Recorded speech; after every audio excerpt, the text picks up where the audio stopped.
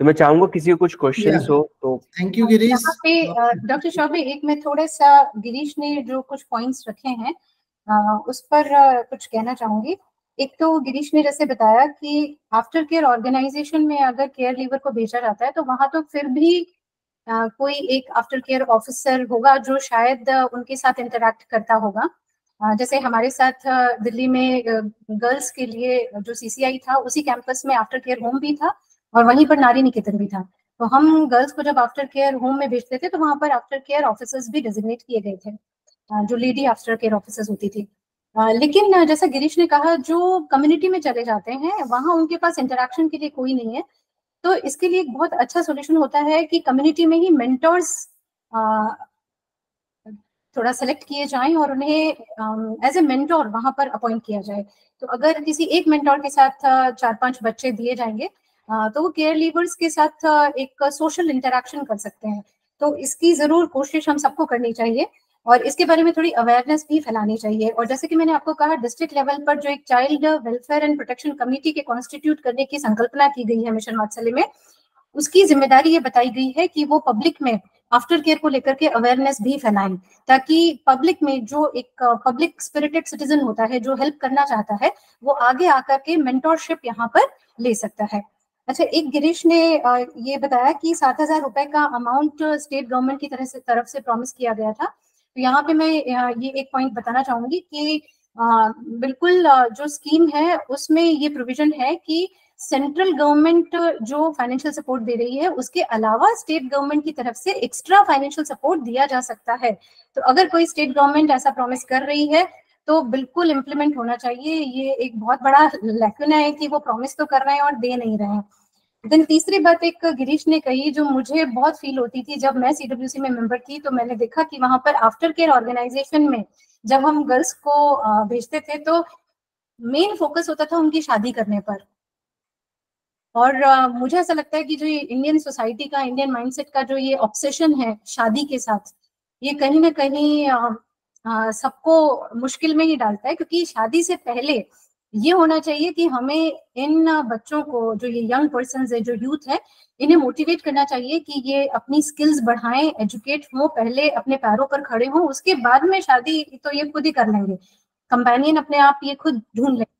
पर वहां भी मैंने देखा है कि होम से ही लड़कियों की शादियां कर दी जाती थी, पर अब उसके बाद क्या हुआ वो किसी को पता नहीं चलता था।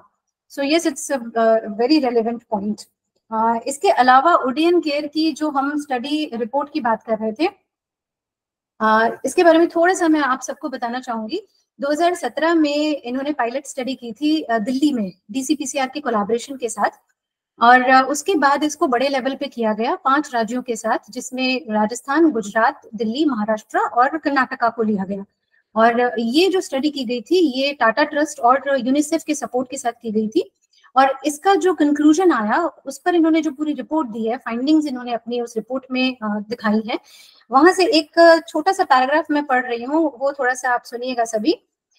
It says, while policy and law clearly recognize the need for aftercare through a range of services, the lack of systematic preparation for aftercare, the paucity of resources, and very few aftercare organizations across districts result in a situation where very few of these services actually reach care leavers.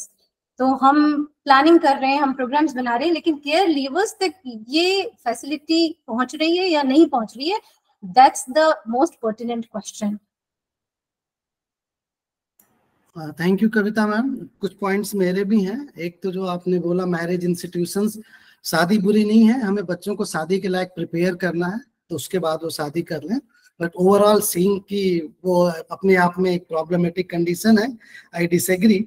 जो कुछ points Girish ने उठाए उसमें एक मध्य प्रदेश सरकार ने पिछले दिनों बहुत अच्छा काम किया है कि जो धारा 54 की कमेटी बनती है, आप सब लोग अवेयर होंगे, CCIs का इंस्पेक्शन करने के लिए, उसके साथ एक 16 पॉइंट का और जोड़ा है जिसके अंदर उस बच्चों के सारे डॉक्यूमेंट्स चेक किए जाते हैं। आधार कार्ड, समग्र ID कार्ड, आयुष्मान कार्ड, अगर वो 18 का होने वाला है तो उसका पैन कार्ड, और अगर 18 का हो गया तो उसका वोटर ID कार्ड।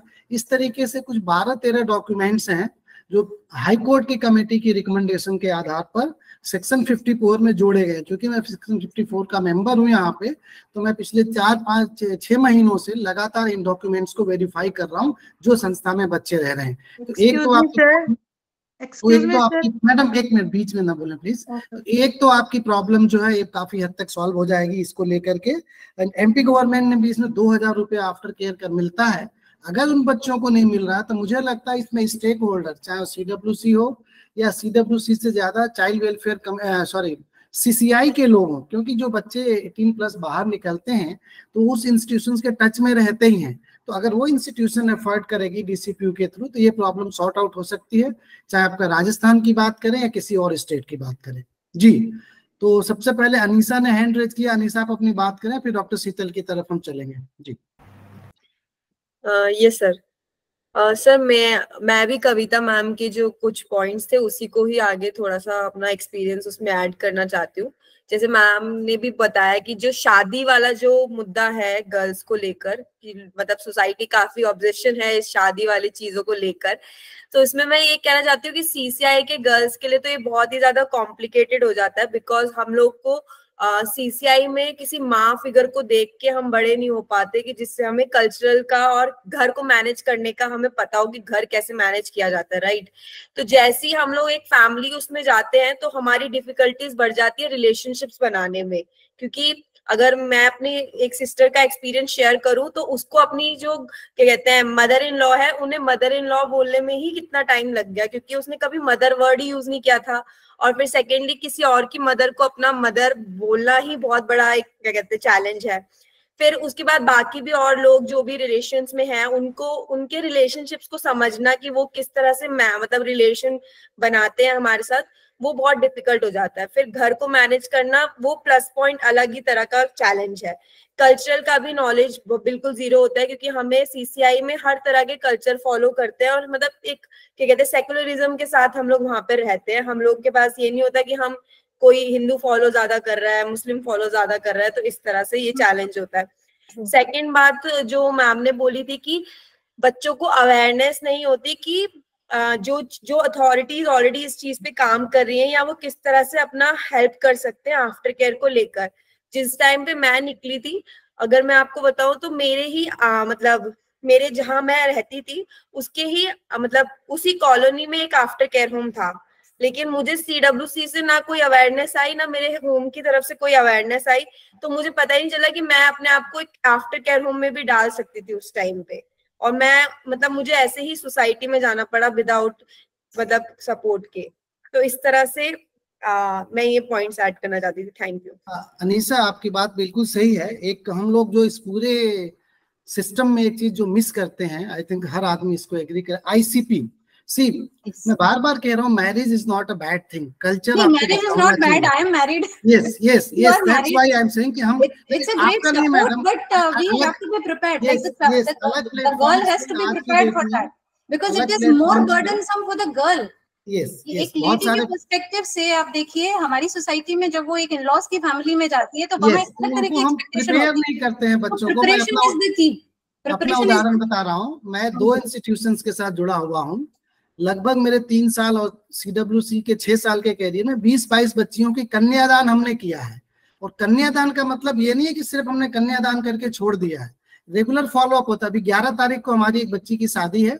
मैंने अपने प्रिंसिपल मजिस्ट्रेट को भी कन्विंस कर दिया कि हम चलेंगे और मिलके आएंगे, फॉलोअप करेंगे। ये बात। दूसरी चीज जो है, marriage is not a bad thing, ICP की जो मैंने बात कही आपके साथ, it is a serious issue. It is अगर ICP पे हम 14-15 साल से अगर काम करने लगे, चाइल्ड केयर इंस्टीट्यूशंस खास करके, और उसमें पता चले कि बच्ची का इंटरेस्ट या बच्चे का इंटरेस्ट बहुत ज्यादा पढ़ाई लिखाई में नहीं है, वो थोड़ा बहुत काम काज करके अपना घर बसाना चाहता है, तो why not focus on the cultural activities. उसमें परिवार क्या होती है, फैमिली इंस्टीट्यूशन का क्या मतलब होता है, बड़ों का कैसे रिस्पेक्ट किया जाता है, ये सब चीजें जब हम बच्चों को सिखाएंगे तो ये केयर लीवर, चूंकि आप, मैं इसलिए आपके सामने रख रहा हूँ गिरीश अनीसा, कि आप लोग केयर लीवर्स के साथ बहुत अच्छा काम कर रहे हो, तो आपको इन एंगल पे भी काम करना चाहिए। ठीक, जरूरी नहीं है कि सारे बच्चे बहुत अच्छा वेल टू डू कर जाए कैरियर के प्रोस्पेक्ट में, कुछ स्पोर्ट्स में जा सकते हैं, पर कीवर्ड जो हम मिस करते हैं वो ICP मिस करते हैं। होता क्या है, चाइल्ड केयर इंस्टीट्यूशंस ICP बनाना करता है 2 महीने पहले। 18 में बच्चा जाएगा तो 17 साल से बनाना चालू करता है, 16 साल से। 14 साल की एज मुझे लगता है, क्योंकि आपको पता है कि 18 के बाद बच्चा बाहर जाना है, तो 14 इयर्स की एज में अगर आईसीपी बनेगी, क्योंकि सीडब्ल्यूसी के मेंबर्स यहाँ पे हैं, तो सीडब्ल्यूसी की जिम्मेदारी बनती है कि वो उसको आईसीपी को फॉलो करें, प्रॉपर इम्प्लीमेंट करें। ये एक बात कहना चाह रहा था। बाकी आप कोई भी, डॉक्टर शीतल आपने कुछ कहना चाह रहे थे? नहीं, आपका जो बात है ना डॉक्टर चौबे, उसमें थोड़ा ऐड करूंगी कि जैसा आपने कहा कि स्किल्स होनी चाहिए, तो इस बात से मैं एग्री करती हूँ, क्योंकि हम भी जब छोटे थे, अब आजकल तो स्कूल्स में भी स्किल्स नहीं सिखाई जाती, बट मुझे याद है जब मैं स्कूल में थी तो हमारा एक सब्जेक्ट होता था SUPW, socially useful productive works करके एक सब्जेक्ट हुआ करता था, और उसमें हमें सिलाई भी सिखाई जाती थी, उसमें पॉटरी मेकिंग था, इस तरह की बहुत सारी, इवन होम साइंस करके एक सब्जेक्ट था, तो उसमें घर में क्लीनिंग कैसे करनी है, हाउसकीपिंग कैसे करनी है, कुकिंग कैसे करनी है, ये सब हमको सिखाया जाता था। आजकल स्कूल्स में ये सब नहीं सिखाया जाता है। तो आईसीपी अगर हम प्रॉपरली इम्प्लीमेंट करते हैं तो इस तरह की जो स्किल्स हैं वो बिल्कुल सिखानी चाहिए, as per the interest of the child, जैसा बच्चे का एप्टीट्यूड है उसके हिसाब से। तो डेफिनेटली अगर किसी का स्पोर्ट्स में है, जैसे मुझे याद है हमारे साथ एक गर्ल थी and she was good in this volleyball, तो उसको स्पेशल ट्रेनिंग भी दी गई और उसके बाद में उसने रिप्रेजेंट भी किया डिस्ट्रिक्ट को। इसी तरीके से एक सीसीएल का मुझे याद है, he was interested in cooking, तो उसको कुलिनरी स्किल्स सिखाने के लिए कोर्स करवाया गया। एक बच्ची थी जो आईटीआई जाती थी और उसके साथ एक स्टाफ जाता था, लेडी स्टाफ जाती थी, और आईटीआई से उसने एक कोर्स किया। तो इस तरीके से बहुत सारे अलग अलग तरह के कोर्सेज बच्चों को डेफिनेटली करवाए जा सकते हैं। सो हाउसकीपिंग करके भी मुझे याद है, मैं जब शिलोंग में थी तो मेरे पास फेसबुक के थ्रू मैसेंजर से एक मैसेज आया था और उसने मुझे बोला था कि हेलो मैम, आप मुझे पहचानते हो क्या, आप सीडब्ल्यूसी में मेंबर थे और आज मैं एक 5 स्टार होटल में हाउसकीपिंग का जो स्टाफ है उसमें काम करती हूँ and I am very happy with my job. तो यस, बच्चे अलग अलग स्किल्स रखते हैं, तो अगर हम इंडिविजुअल केयर प्लान को थोड़ा सा फोकस में रखें और उस पर काम करें तो देन डेफिनेटली अलग अलग तरीके से उनको रिहेबिलिटेट किया जा सकता है। डॉक्टर शीतल, आप कुछ कहना चाह रहे थे, बीच में अपनी बात रखिए। हाँ जी सर, पहले मैं गिरीश सर से बात करूंगी, मेरा क्वेश्चन उनसे है, फिर आपके पास आऊंगी। गिरीश सर ने जैसे बोला ना कि जो बच्चे 17 प्लस होते हैं या अबाउट टू 18 की तरफ टर्न होते हैं, जैसे 12th क्लास में बच्चे हैं, तो सर आप ही की तरह मैं district inspection under section 54 district inspection committee की मेंबर हूँ, being a juvenile justice board member. तो हमारे जम्मू में 10 एनजीओ रन होम्स हैं। 10 एनजीओ रन होम्स में मैंने इंस्पेक्शन की, लेकिन एक 10वां एनजीओ रन होम था जिसमें 150 बच्चे हैं बिलो 18। उसमें सब बच्चों से जब वो इंस्पेक्शन कर ली तो लास्ट में एक बच्चों से मिले, तो मुझे ना जो होम की मैनेजमेंट थी तो वो कहते कि वहाँ एक बच्चा है 12th में मैम, उसका बिहेवियर ना बड़ा वियर्ड सा है, क्लास में भी बड़ी टीचर्स कंप्लेंट करते हैं और हमारे साथ भी वो बड़ा फ्रस्ट्रेटेड वे में बात करता है, थोड़ी बदतमीजी करता है। उस टाइम पहली काउंसलिंग में तो सर बच्चा ज्यादा अपने आप को नहीं रिवील करता है, वो नहीं बताता है, लेकिन वो बच्चा मैं चली गई, मैंने थोड़ी सी बात की, उसने मेरे से भी थोड़ा ऐसे हाइपर होके ही बात की, तो मैंने बुरा नहीं माना। फिर सैटरडे को मैं गई वैसे ही मिलने, तो मैंने मैनेजमेंट को बोला कि मुझे 10 मिनट अकेले में उस बच्चे से बात करनी। जब मैंने अकेले में बात की तो मैंने कहा बेटा मैं आपसे मिलनी हूँ, आप स्पेशली मेरे से, वो डर गया थोड़ा। फिर मैंने बोला तुम्हें इस होम में कोई दिक्कत है, कोई परेशान करता, कहता नहीं कोई ऐसी कोई प्रॉब्लम नहीं। मैंने कहा फिर आप इस तरह से मुझे थोड़ी सी कंप्लेंट आई है, तो आप बड़ों के साथ ऐसे क्यों बात करते हो, टीचर्स के साथ भी? बेटा वो तो अंधेरे से उजाले की तरफ ले जाते हैं। कहता मैम मेरे दिमाग, वही मुझे गिरीश सर की बात करते वो बच्चा याद आ गया, मेरे दिमाग में ना रात को दिन रात बस यही स्ट्रेस रहता है, इस होम के बाद 18 के बाद तो ये भेज देंगे, तो मैं क्या करूंगा? तो मैं ना पढ़ाई की तरफ इतना फोकस नहीं कर पाता हूँ, मैं इकोनॉमिक कंपल्शंस हैं, घर में मम्मी है बेचारी, एक दो घर का काम करके करते, हम दोनों भाई इधर हैं, वो 10th में, लेकिन मैं बड़ा बच्चा हूँ, मेरे दिमाग में हमेशा मैं क्या करूंगा जब यहाँ से चला जाऊंगा। तो मैंने कहा अभी आपके क्या स्ट्रीम है? मैं नॉन मेडिकल मैंने लिया है, फैकल्टी, और मैं इंजीनियरिंग करना चाहता हूँ। समहाउ मैंने उस बच्चे को थोड़ा काउंसिल किया कि अगर भगवान ने यहाँ तक पहुंचाया है, अच्छी एजुकेशन सीबीएसई में पढ़ रहे हो, ये एनजीओ रन आपको इतना स्ट्रेंथन कर रहा है, तो आगे भी सोचा ही होगा। लेकिन कर के मैंने बोला मैं 12th क्लियर कर लो, मैं उसके बाद आपको सपोर्ट करूंगी, मैं हेल्प करूंगी। बट मैंने उसको तो काउंसिल कर दिया, उसको तो रिलैक्स कर दिया, लेकिन वो बच्चा ना मेरे दिमाग में रहता है कि मैं 18 के बाद मैं उसको कैसे हेल्प करूंगी। तो सर वो थोड़ा सा मुझे गाइड कर दो कि आफ्टर केयर में मैं रिकमेंड कर दूंगी उसको, इंस्पेक्शन कमेटी में हूँ तो वो, पर कैसे हेल्प करेंगे? नहीं, वो जो कविता मैम ने बताया अभी आपको कि अभी नियम में जो 25 को थोड़ा नियम 25(2)(a) 2B और 2C खास करके देखिए। आप उसको 21 ईयर्स तक तो फाइनेंशियल हेल्प कर सकते हो स्टेट गवर्नमेंट की आफ्टर केयर योजना के तहत। उसके बाद एक्सटेंड 2 साल और कर सकते हो CWC के तहत। और इस बीच में जो लिस्ट दी गई है, उन लिस्ट में से कोई एक चीज DCPU की मदद से उसको एम्पावर कर दीजिए, जिससे कि वो अपने पैरों पर खड़ा हो सके। ये आप कर सकते हैं। 25 रूल देख लेंगे और अपने DCPU की मदद करेंगे। इसमें हर स्टेट के कुछ अलग प्रोविजंस हैं, हर स्टेट में कुछ कुछ अलग प्रोविजंस हैं और कुछ अलग रूल्स भी हैं उसके अंदर।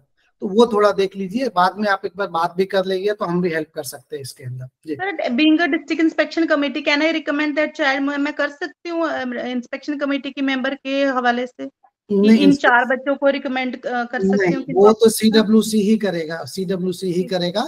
तो आप जुवेनाइल बोर्ड के मेंबर हैं, CWC से कोऑर्डिनेट कर सकते हैं इसको लेकर के। आप JJB में मेंबर हैं शीतल जी? जी मैम, मैं 5 साल CWC मेंबर रही हूँ। अब मैं जुवेनाइल जस्टिस बोर्ड मेंबर हूँ, बट अंडर सेक्शन बच्चे की बात कर रहे हैं वो CCL है? हाँ, नहीं मैम, वो CCI में मैं डिस्ट्रिक्ट इंस्पेक्शन कमेटी की भी मेंबर हूँ।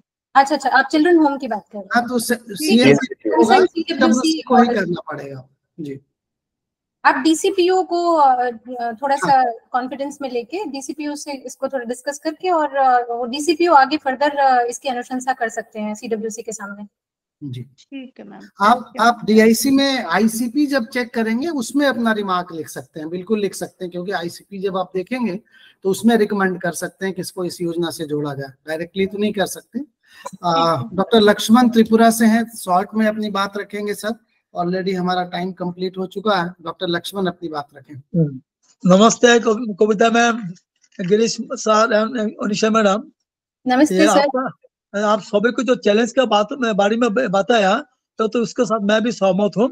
लेकिन ये बात है, कोई बच्चा 18 साल से पहले उसका 14 साल हो गया, क्लास 8 पास किया, वो पढ़ना नहीं चाहता है, उसको रिहेबिलिटेशन करने के लिए sponsor, beyond the sponsorship scheme, is there any system or is there any scheme to establish him as an aftercare by giving some loan from the government, by giving some vocational training, skill training?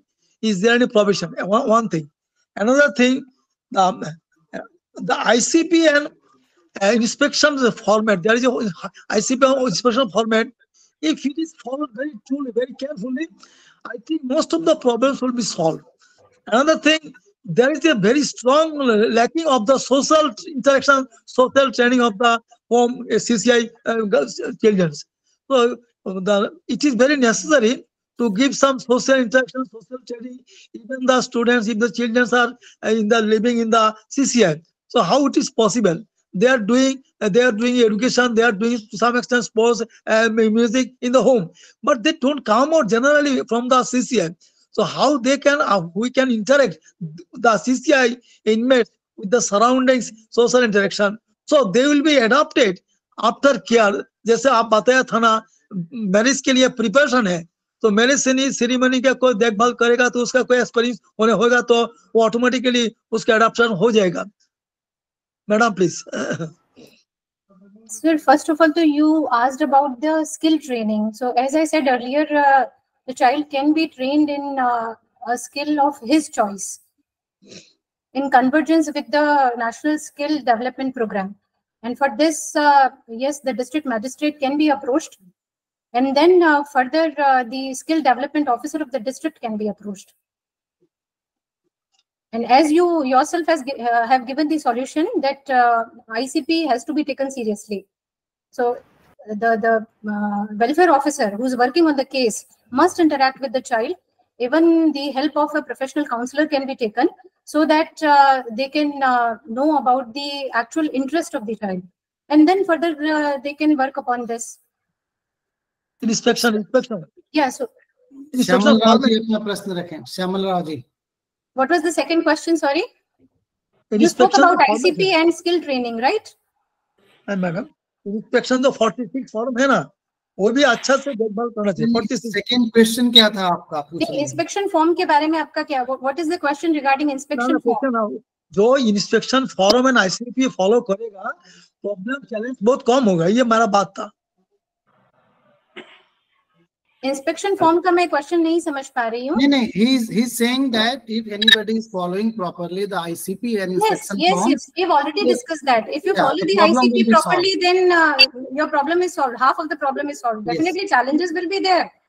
Challenges will always be there, and that's why if we are placing the care leaver in aftercare organization, one aftercare officer should be there to address these challenges, you know, along with the care leaver. अच्छा, after care organisation में भी जैसे कई बार देखा गया है कि वहां पर रेस्ट्रिक्शंस हो जाते हैं, बिकॉज वो भी एक इंस्टीट्यूशनल सेटअप होता है. तो वहां पर कभी कभी ये प्रॉब्लम आती है कि जैसे हमने देखा है, हम जब गर्ल्स को भेजते थे तो गर्ल्स ही कहती थी कि हमें मोबाइल नहीं रखने दिया जा रहा, या हमारे ऊपर टाइम को लेकर के बहुत रेस्ट्रिक्शन है. तो ये तो आफ्टर केयर ऑर्गेनाइजेशन का जो मैनुअल है उसके हिसाब से जो भी उनके डिसिप्लिन से रिलेटेड रूल्स हैं वो अप्लाई करेंगे. पर हाँ, अगर कोई इस तरह के फ्रिक्शन आ रहे हैं तो वहाँ बैठ करके बात करके थोड़ा सा आपस में कंसेंसस बना करके एक वर्केबल सॉल्यूशन निकाला जा सकता है. आफ्टर केयर से रिलेटेड जो इंडिविजुअल आफ्टर केयर प्लान है वो भी फॉलो होना चाहिए. Not only the ICP, IAP should also be equally important. Yeah, should also be. Yes. So Girish, I'll link you with one gentleman in Jaipur. बहुत अच्छा काम कर रहे हैं, पुलिस में हैं. मे बी नेक्स्ट वीक हम उनको बुलाने वाले हैं. Most of the things will be taken care अगर हम साथ मिलके काम करेंगे तो. I link you. I have one request. You must tell everybody about the letter which was issued by the WCD ministry on 27th of December 2023. आप share कर सकते हैं ma'am. I forward to everybody. हाँ, ठीक. गिरीश, आप ये letter जरूर आप सबके साथ शेयर कीजिए. अभी गिरीश को हेलो कर दूंगा, आप शेयर कर दीजिएगा. क्योंकि मिनिस्ट्री ने आपको ऑथराइज किया है डेटाबेस के रिगार्डिंग, लेकिन मैंने जब अपने जानकार लोगों से बात की तो किसी को भी इस लेटर के बारे में जानकारी नहीं है. इनफैक्ट मैम एक बहुत अच्छा लेटर आपसे बात करूंगा, कारा ने भी किया है, जिसपे मैं पिछले 4-5 साल से काम कर रहा था. अनफिट पर्सन को डिफाइन करने का काम किया है. Are you aware about that? हाँ जी, वो जो 2 कैटेगरीज जो नई शामिल की गई हैं, अनफिट पेरेंट वाली और एक जहाँ पर कोई रिलेटिव नहीं कर रहा है. इस पे भी एक बार हम चर्चा करेंगे, because it will have a long term effect on the care. Yes, इसमें आगे हो सकते हैं कुछ डिस्प्यूट्स भी आएंगे. But I have been writing to ministry. I think मतलब 4 सालों से हम इस पर काम कर रहे थे कि इफ यू फिट पर्सन भी डिफाइन नहीं किया है, but if fit person can be there, unfit person should also be defined. Let's see. और अनफिट पेरेंट के साथ प्रॉब्लम ये है कि CWC को ऐसी कोई पावर है नहीं कि वो किसी पेरेंट को परमानेंटली अनफिट डिक्लेयर कर दे, बिकॉज अडॉप्शन जो है वो परमानेंट होता है in nature. So on that basis it is a debatable topic as of now. Yes. Shyamal Rao ji अपनी बात रखें. कविता मैडम, मैं ये कहना चाहूंगा कि हम लोग जो CCI के लिए तो हमने ICP और आफ्टर केयर और फास्टर केयर पे बहुत ज्यादा काम हो भी रहा है ना, काफी चल रहा है. उनके लिए तो क्या कहते हैं, प्रॉपरली हम JJB मेंबर होने के नाते मेरा प्रश्न ये है कि आपके नॉलेज में ऐसा कुछ आया है कि मतलब कि JJB में भी हम लोग प्रारूप 7 के अंतर्गत ICP बनाते हैं और प्रारूप 10 में उसका फॉलोअप करते हैं, तो उसमें हम लोगों ने आज तक मतलब ऐसे कोई इंडिया में ऐसा हुआ है कि उनको आफ्टर केयर या स्पॉन्सरशिप के लिए कोई योजना से जोड़ के उनको बहुत अच्छा काम किया हो? हाँ जी, JJB के पास पूरी पावर है, स्पॉन्सरशिप भी वो दे सकते हैं और आफ्टर केयर फैसिलिटी भी वो दे सकते हैं, क्योंकि जो सेक्शन 46 है वो सिर्फ कमिटी को पावर नहीं देता है, वो JJB को भी पावर देता है, वो चिल्ड्रन कोर्ट को भी पावर देता है. और अभी 2-3 दिन पहले ही मेरी बात हो रही थी, एक लीगल एड काउंसिल है दिल्ली में, और उन्होंने एक एप्लीकेशन लगाई थी एंड शी शेयर्ड कि उस केस में JJB ने स्पॉन्सरशिप ग्रांट की है एक बच्चे को जो कि CCL है और उसके साथ में उसकी सिस्टर है जो कि CNCP डिक्लेयर हुई थी. तो इन दोनों बच्चों को स्पॉन्सरशिप प्रोवाइड की गई है. तो मैं डिटेल्स पता करके आपके साथ शेयर कर सकती हूँ, या फिर मैं जो लॉयर है उनका नंबर आपके साथ शेयर कर दूंगी. You can speak directly. In fact, Kavita ma'am, आप JJ एक्ट को देखेंगे तो मोस्ट ऑफ द सेक्शन में CWC और JJB और चिल्ड्रन को बहुत स्पेसिफिक 1-2 जगह है जहाँ पे JJB और CWC को सेपरेट किया है. आपके दिल्ली का ही केस था, हमारे यहाँ से बच्चे को हमने स्पॉन्सरशिप दिल्ली को रिकमेंड किया था और उन्होंने दिया है.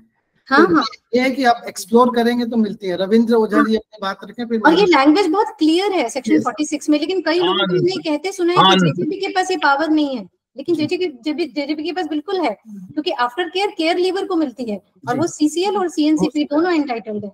इसलिए मैडम ये है कि असली बात क्या, जो परीक्षा अधिकारी को जिस पे काम करना चाहिए आईसीपी और फॉलोअप के लिए, वो जब तक रिपोर्ट नहीं लाएगा तो हमको भी समझ में नहीं आएगा इसके लिए करना क्या है। ना आप मांगेंगे तो वो मना कैसे कर सकते हैं? They can not deny, they can not refuse it. Ojha ji अपनी बात रखें। हाँ, नमस्ते मैडम, मैं रविंद्र कुमार ओझा CWC शिवपुरी से बोल रहा हूँ। कोई बालिका को जो है बालिका सुधार गृह में 18 साल बाद हम भेज सकते हैं, या फिर 18 साल से अवधि उसकी और बढ़ा सकते हैं जो बाल गृह में रहे? अवधि ऐसे बढ़ा तो नहीं सकते हैं, लेकिन अगर कोई बहुत मुश्किल वाली सिचुएशन है जहां और कोई रास्ता ही नहीं दिख रहा, तो कुछ हाँ, दिन उसके के लिए लिए कोई आप रास्ता नहीं है, अलाउ कर उसका कोई सकते हैं। अता पता नहीं है। हाँ, तो कुछ दिन के लिए आप अलाउ कर सकते हैं, लेकिन उस बालिका को कॉन्फिडेंस में लेकर के, उसकी बात सुन करके वो क्या कहना चाह रही है, उसका पार्टिसिपेशन बहुत जरूरी है। दूसरी बात, अगर वो वयस्क हो गई है तो उसके बाद में क्षेत्राधिकार तो सीडब्ल्यूसी का खत्म हो जाता है, तो यहाँ पर बेहतर होगा कि जो वो केस है वो फिर मैजिस्ट्रेट के सामने, जो जुडिशियल मैजिस्ट्रेट है, अगर जैसे हम तो दिल्ली में एमएम के सामने भेजते थे, मेट्रोपॉलिटन मैजिस्ट्रेट के सामने, तो वहां से उनके ऑर्डर हो जाते हैं और हम वहां से उनको नारी निकेतन भेज देते थे। जी सर। रहने की व्यवस्था जो है वो सिर्फ सीसीआई में नहीं होती, वो हमारे वहाँ तो एक ये बहुत अच्छी फैसिलिटी थी कि एक ही कैंपस में नारी निकेतन भी था और आफ्टर केयर होम भी था। तो 18 का कंप्लीट होते ही अगर गर्ल्स के पास नहीं है कोई रेजिडेंस की फैसिलिटी, तो हम आफ्टर होम में रख देते थे, और उसके बाद में भी कोई प्रॉब्लम आ रही है, कैपेसिटी वहां पर अगर फुल हो गई है, तो फिर देन एमएम के ऑर्डर होते थे और नारी निकेतन में बच्ची को रेजिडेंस की फैसिलिटी मिल जाती थी। तो हम लोग बालिका सुधार गृह में नहीं भेज सकते हैं? अच्छा, ठीक, धन्यवाद। बालिका सुधार गृह में 18 से 1 डेज भी नहीं, अगर आपको इमरजेंसी है तो वहाँ पे वन स्टॉप सेंटर्स होंगे ना। आप सुधार गृह आप तो सुधार गृह गलत बोल रहे हैं, बालिका गृह। हाँ, बालिका गृह, हाँ बालिका गृह नहीं, बालिका गृह आप 2-3 दिन के लिए अलाउ कर सकते हैं, बट अल्टीमेटली आपको सही स्टेप उठाना पड़ेगा। हाँ जी जी जी जी सर जी। तो लीगल जो भी एड मिली है, आप उन लॉयर के थ्रू, जो डीएलएस आपकी जो डिस्ट्रिक्ट लीगल सर्विसेज अथॉरिटी से जो लॉयर मिले हैं, उनको आप बोलिए, वो गर्ल की तरफ से एक एप्लीकेशन लगा सकते हैं मजिस्ट्रेट के सामने, ताकि फर्दर ऑर्डर इशू हो जाए। मंजू दीदी, मैं मैनपुरी से बोल रही हूँ, सीडब्ल्यूसी चेयरपर्सन बोल रही हूँ, उत्तर प्रदेश से। हमारे यहाँ भी सेम ऐसा ही एक केस है, सीसीआई में है, एक बालिका जो 2008 बॉर्न है, और लगभग उसके पेरेंट्स के पास वो बिल्कुल भी नहीं जाना चाहती। हम लोगों ने काफी दिन उनके साथ काउंसलिंग की कि भाई किसी तरह से बच्ची अपने परिवार में आ जाए तो बेटर है, और जिससे वो अफेक्टेड थी बच्ची, वो जो है वो ऑलरेडी मैरिड है and he has 2 child, kids भी हैं उसके। पर हम आगे भी उसके लिए, अब इस तरह की बच्ची के लिए हमें आगे फ्यूचर में किस तरह का प्लान करना चाहिए? क्या वो आफ्टर केयर में हम लोग उस प्लान को बदल सकते हैं? एक्चुअली मैम, आप जैसे केसेस बता रहे हो, उस तरह के केसेस हमारे पास आते थे, तो उसमें जनरली वो लव अलॉपमेंट वाले केसेस होते थे, तो मैं अज्यूम कर रही हूँ ये भी उसी तरह का कुछ केस है। बिल्कुल मैम, उसी तरह का। इसमें पॉक्सो में ट्रायल चल रहा होगा। तो हमारे सामने भी ये होता था कि इस तरह के केसेस में गर्ल्स रिफ्यूज कर देती हैं, वो घर नहीं जाना चाहती हैं, क्योंकि घर में भी उनको थोड़ा थ्रेटनिंग माहौल होता है, और अगर कई बार जाना भी चाहती हैं तो घर वाले नहीं लेके जाना चाहते हैं। और दूसरी तरफ क्योंकि पॉक्सो की प्रोसीडिंग स्टार्ट हो जाती है, तो जो बॉयफ्रेंड है जिसके साथ शादी कर ली है, उसके घर वाले भी फिर बाद में लेकर नहीं जाना चाहते हैं, तो ये बहुत ट्रिकी केसेस होते हैं। वैसे हमारे सामने जब इस तरह के केसेस थे, तो उसमें बहुत सारे केसेस में ऐसा हुआ कि गर्ल्स ने कहा कि हमें आप छोड़िए, हमें अपने बॉयफ्रेंड के साथ ही रहना है। तो वहां पर तो देखिए उनकी इंडिपेंडेंट एजेंसी है, इन द सेंस कि because these girls are adult now, so we can not force them to live in any institution against their will.